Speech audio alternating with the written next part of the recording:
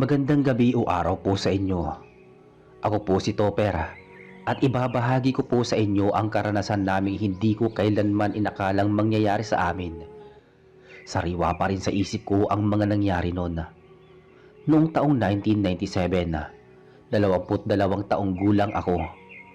May kasama akong apat.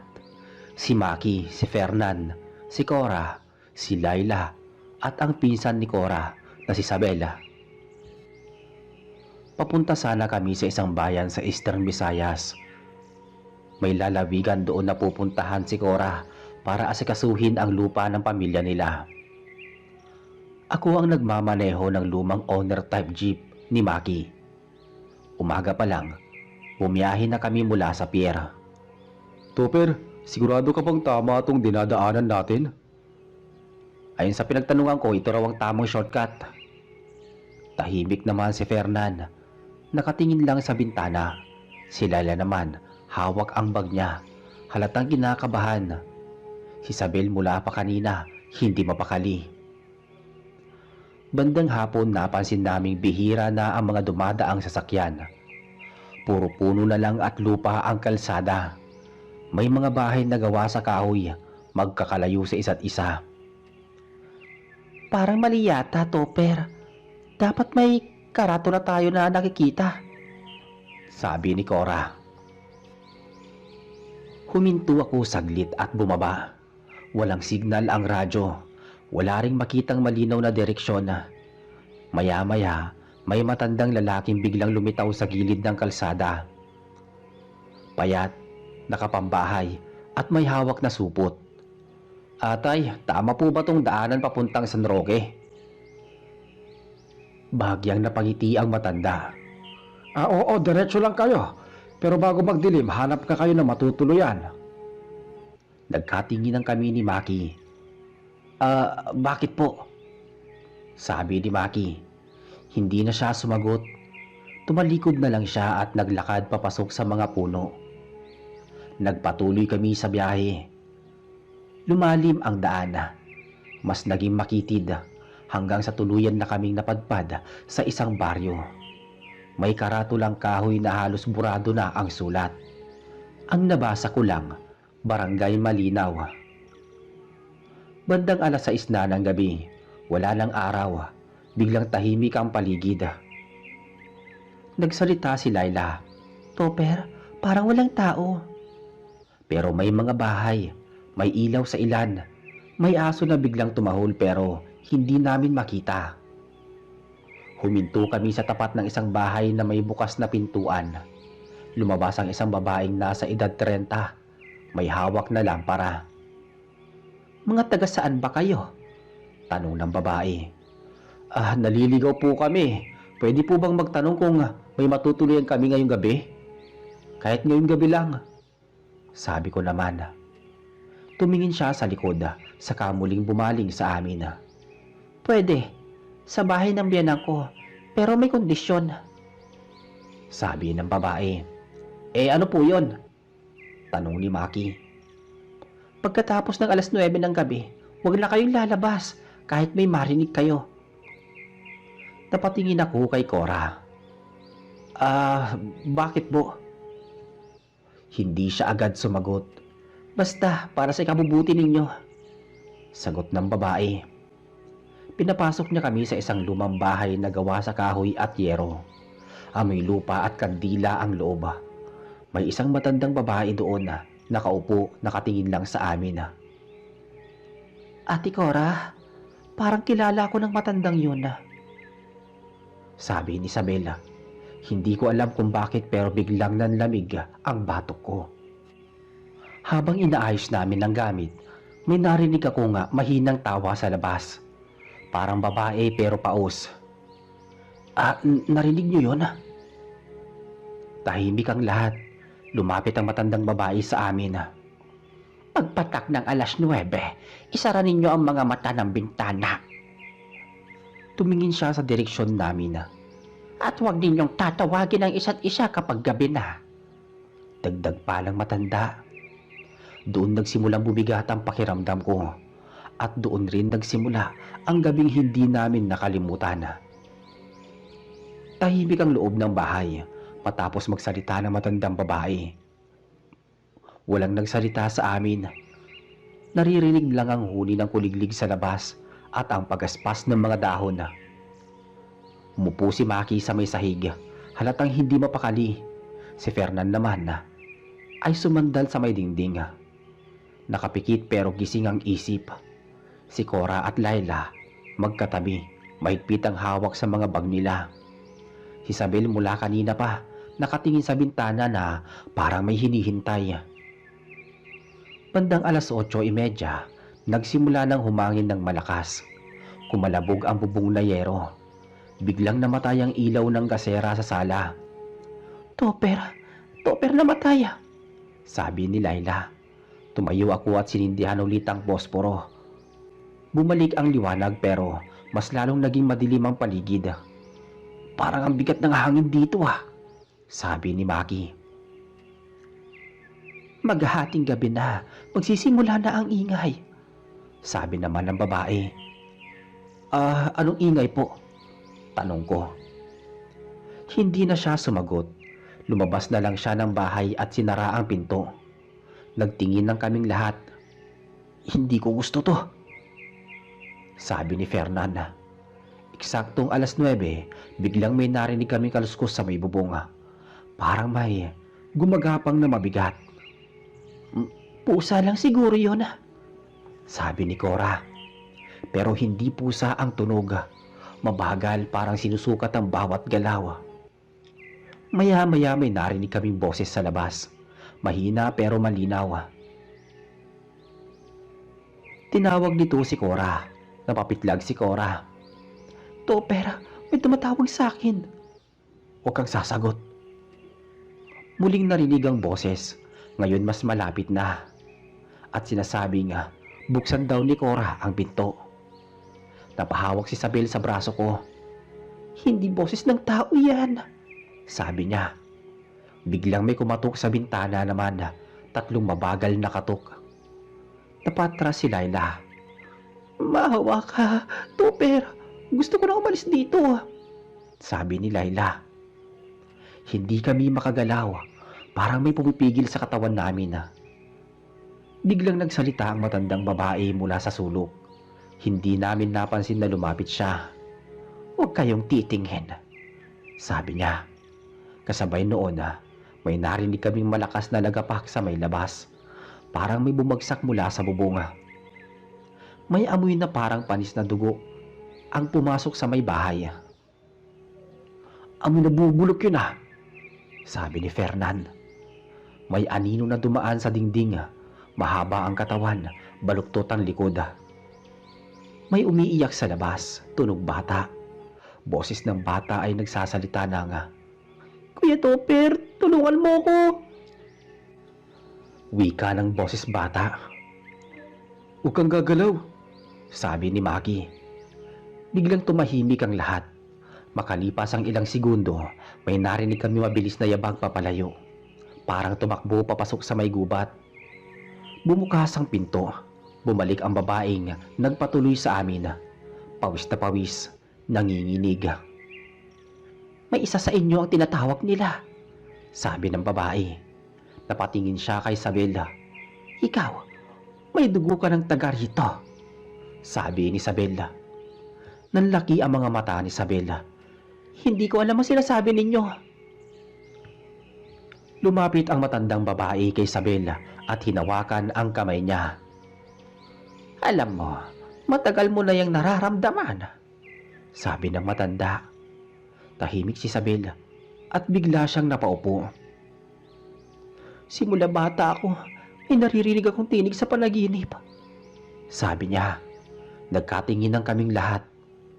Sa labas, muling umalingaw-ngaw ang huni ng kuliglig, pero ngayon mas mabilis, mas magulo. At doon nakaramdam na hindi na lang kami ang gising sa baryong yon. Nananatiling nakaupo si Isabel noon. Nakatungo, nanginginig ang kamay. Hindi siya makatingin sa amin. Parang may bumibigat sa dibdib ng lahat. Lumapit si Cora sa kanya at marahang hinawakan ang balikat niya. Isabela, Anong ibig sabihin ng sinasabi nila? Tanong ni Cora. Huminga ng malalim si Isabel bago nagsalita. Hindi ko rin alam kung totoo to pero simula bata ko, may panaginip akong paulit-ulit. Tahimik kaming lahat noon. Isang babae, mahaba ang buhok, nakatayo sa ilalim ng puno ng banite. Lagi niya akong dinatawag. Dagdag pa ni Isabela. Napatingin si Maki sa bintana. Balite? Marami niyan dito sabi ni Maki. Sumingit ang matandang babae at nagsalita. Hindi panaginip yun. Tawag yun. Sabi ng matanda. Biglang kumulog sa malayo. Walang ulan pero ramdam ang bigat ng hangin. Kung may tumatawag sa kanya, bakit hindi pa tayo umalis habang may oras pa? Sabi ni Fernanda. Umiling ang babae. Hindi kayo makakaalis ngayong gabi. Teka, bakit po? Sarado na ang daan. Anong ibig niyo sabihin sarado na? Singit ni Laila. Hindi na siya sumagot. Sa halip, kinuha niya ang kandila at inilapit sa bintana. Isinilip ko rin. Nakita ko ang daan na dinadaanan namin kanina. Hindi na ito daan. Parang lupa lang na may damo. Wala nang bakas ng gulong. Kanina lang nandun yung kalsada. Sabi ko. Iba ang itsura ng daan kapag gabi. Sagot ng matanda. May biglang tumunog sa ilalim ng bahay.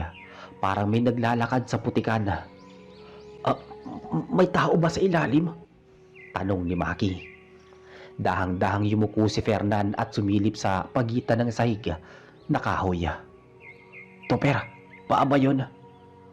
Teka, paa ng tao? Hindi baliktad Napatras si Laila at napasigaw naman. Diyos ko!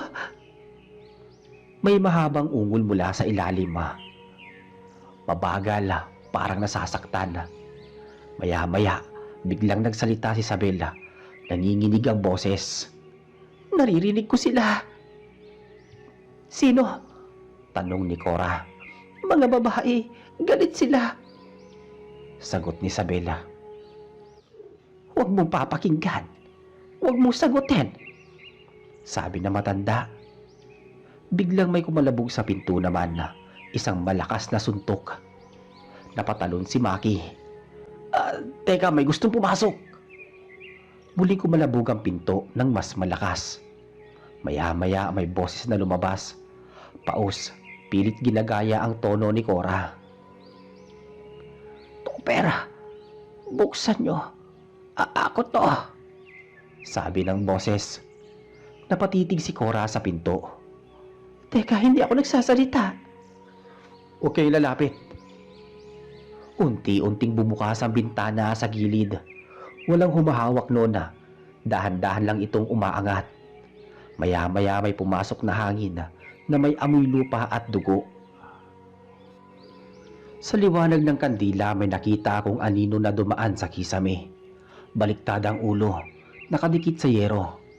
Topper, nasa taas, sabi ni Laila. Biglang tumigil ang anino. Matinis, parang babae pero hindi tao. Kasabay noon hinimatay si Isabela. Sinubukan kong buhatin siya kasama si Maki. Kailangan nating bantayan siya, sabi ko naman. Tumango ang matandang babae.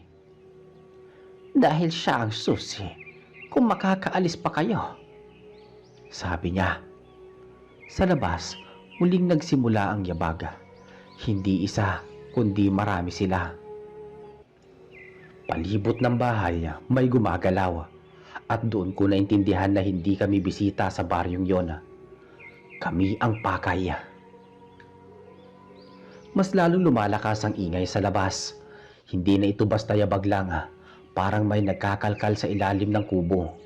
May gumagapang sa dingding at may gumagalaw sa bubong ng sabay-sabay.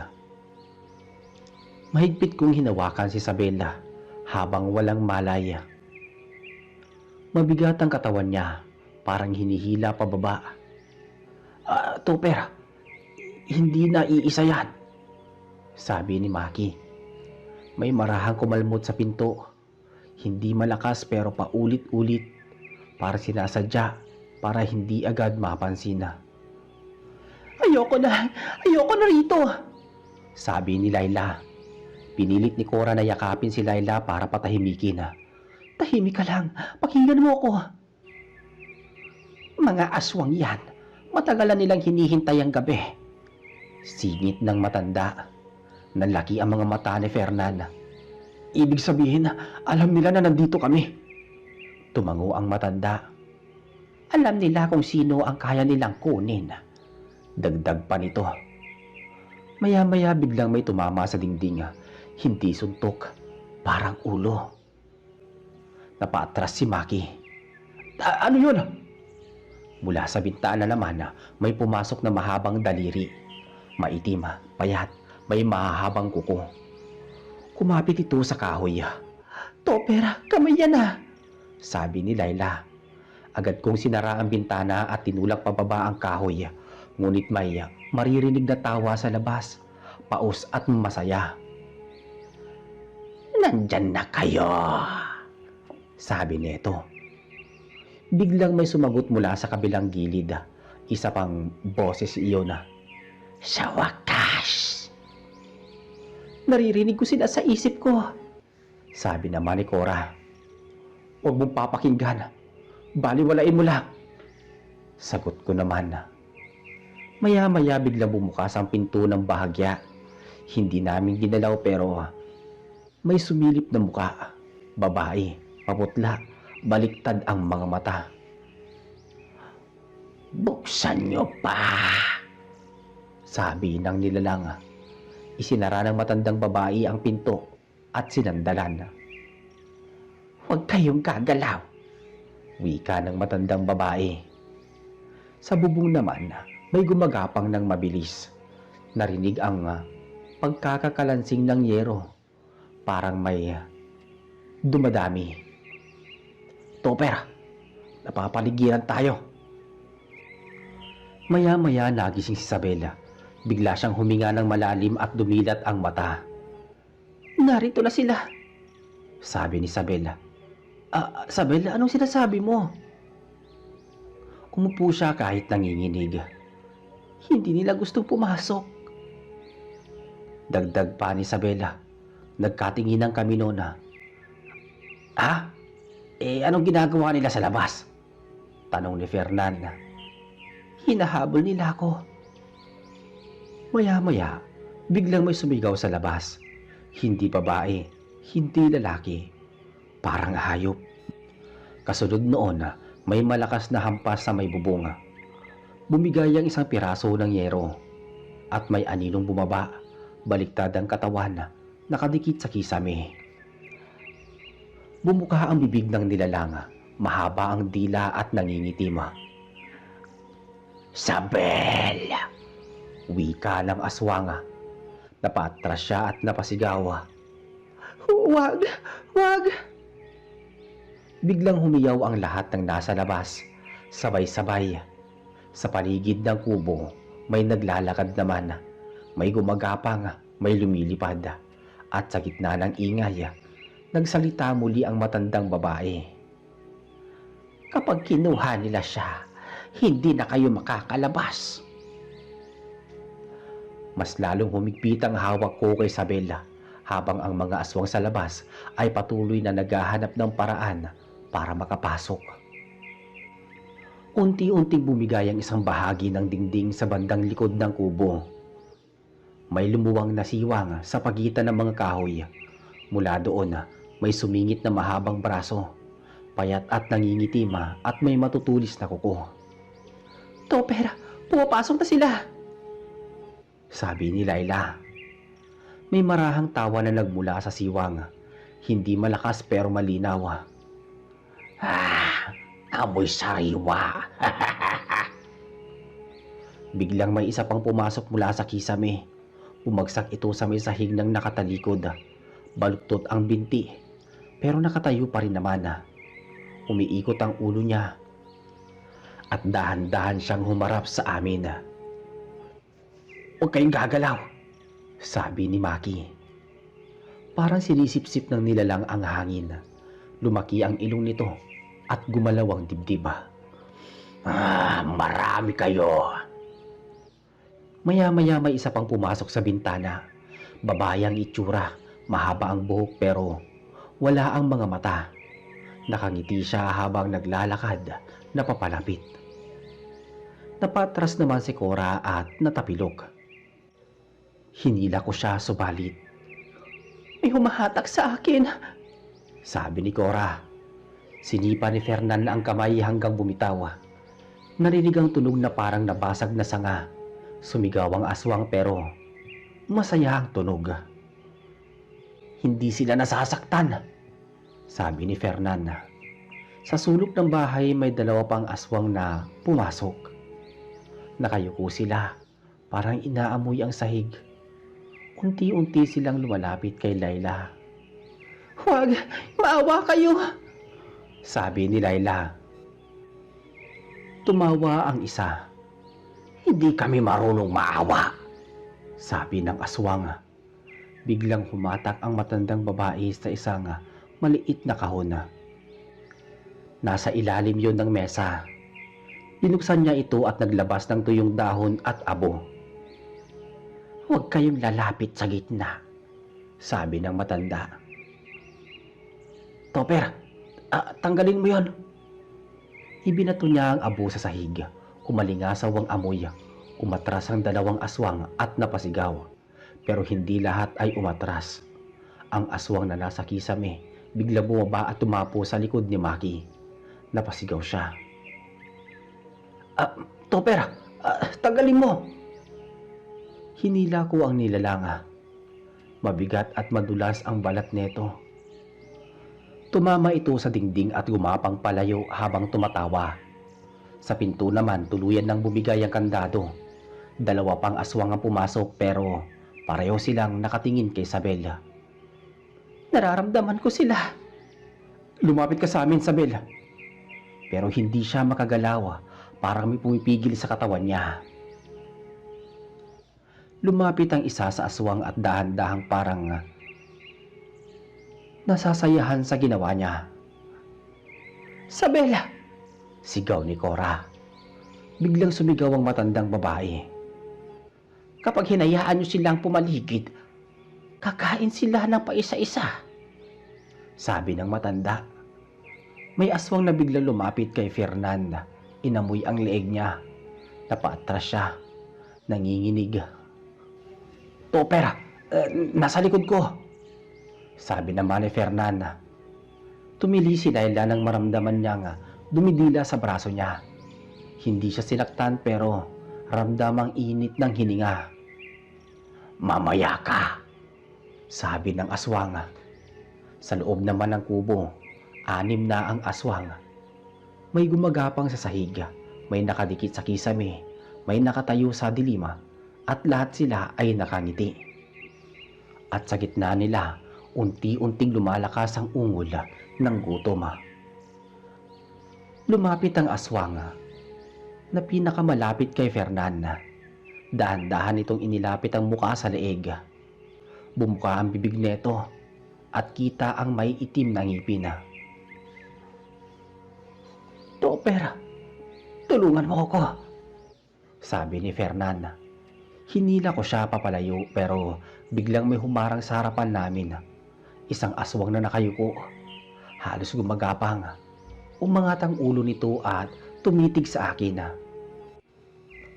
Ikaw ang nagtatanggol, wika ng aswang. Bigla nitong inabot ang braso ko. Napatras ako nang maramdaman ko ang lamig ng balat nito. Sa gilid! Nasa gilid! Sabi ni Maki. Hinila ni Maki si Fernan papunta sa likod ng mesa. Nanginginig si Fernan at pawis na pawis. Sa kabilang sulok naman, napalibutan si Layla ng 2 aswang. Isa ang nasa likod niya, isa sa harap. Hindi sila agad umaatake. Inaamoy-amoy lang siya, paikot-ikot. Cora, hindi ko na kaya. Layla, tumingin ka lang sa akin. Huwag sa kanila. Biglang may dumapo sa sahig mula sa kisame. Isa pang aswang, mas malaki kaysa sa iba. Mabagal ang galaw pero mabigat ang bawat hakbang. Huminto ito sa harapan ni Isabela. Ikaw ay sa amin. Wika ng nilalang. Naniga si Isabela, nakatitig lang sa may sahiga. Ayoko, sabi ni Isabela. Lumapit ang matandang babae at inilatag ang abo sa paligid ni Isabela. Gumuhit ang bilog. Huwag kayong tatawid dito, sabi ng matanda. Umalingaw-ngaw ang tawa ng mga aswang. Isa sa kanila ang humakbang papasok sa may bilog. Hindi ito nasaktan at ngumiti pa. Mahina, sabi ng nilalang. Namutla ang matanda. Hindi po pwede to. Biglang may kumalabog sa may likod ng kubo. Bumukas ang isa pang bahagi ng dingding. May dalawang aswang pang pumasok. Mas mabilis, mas agresibo. Dumadami pa sila, sabi ni Maki. Isa sa mga bagong pasok ang dumiretso kay Cora. Bitawan mo ko, sabi ni Cora. Sinubukan kong lapitan si Cora pero may humarang ulit. Ang aswang na humawak sa akin kanina, nakangisi ito. Samantala sa may sahig may narinig kaming pag-iyak. Hindi galing sa amin na parang batang babae. Gumagapang ang tunog sa ilalim ng mesa. Teka, may umiiyak, sabi ni Layla. May maliit na anyong lumabas mula sa dilim. Mukhang bata pero mali ang galaw. Baluktot ang mga paa. Paurong ang mga tuhod. Nauna kami, sabi ng nilalang. Napatras si Maki at nadapa. Agad siyang nilapitan ng dalawang aswang. Inamoy nila ang mukha niya. Topper, huwag mo kong iiwan, sabi ni Maki. Hinila ko siya palayo pero may humila din sa paa niya. Malakas, halos hindi ko siya mabuhat. Sa gitna ng kubo naman sabay-sabay silang tumigil parang may hinihintay na utos. Tumigil silang lahat kay Isabela. Unti-unting tumingala si Isabela. Namumula ang mga mata niya. Nanginginig ang labi. Naririnig ko sila. Gutom na gutom sila, sabi ni Isabela. Isabel, huwag, sabi naman ni Cora. Ngumiti ang pinakamalaking aswang. Ngayon na. Sabay-sabay silang gumalaw nang magsalita ito. Kailangan natin labanan sila. Hindi tayo pwedeng basta lang magpabaya, sabi ko rito. Ito lang ang makakatulong sa atin. Sundan ninyo ang gagawin ko, sabi ng matanda. Kapag nakapasok na ang mga aswang sa bilog na ito, hindi na nila magagawang makasakit sa inyo. Topper, pwede ba natin subukan? Sabi naman ni Cora. Oo, mag-iingat lang tayo. Huwag silang titignan sa mga mata. Sundin ang ginagawa niya. Topper, gumagana ba to? Shh! Huwag kayong gumalaw. Huwag kayong lalapit sa kandila. Dapat manatili kayo sa gitna. Maki, hawakan mo ang kahoy. Ipasok mo sa bilog, sabi ko rito. Topper, medyo gumagalaw na sila, sabi naman ni Layla. Huwag kayong lumabas sa bilog. Hawakan niyo ang palakol. Ang lakas ng dami nila. Pero parang natatakot sa abo. Oo, ngunit kailangan natin silang pigilan hanggang magbukang liwayway. Maki, Fernan, sama kayo sa akin dito sa kaliwa. Cora, hawakan mo si Layla, sabi ko naman. Sa pagtutulungan, unti-unti naming napabayaan ng ilan sa mga aswang sa gilid ng kubo. May 3 aswang na natigil sa pintuan, hindi nakapasok sa may bilog ng abo. Gumagamit pa kayo ng tubig mula sa balde. Buhusan sa abo at sa paligid ng bilog, sabi ng matanda.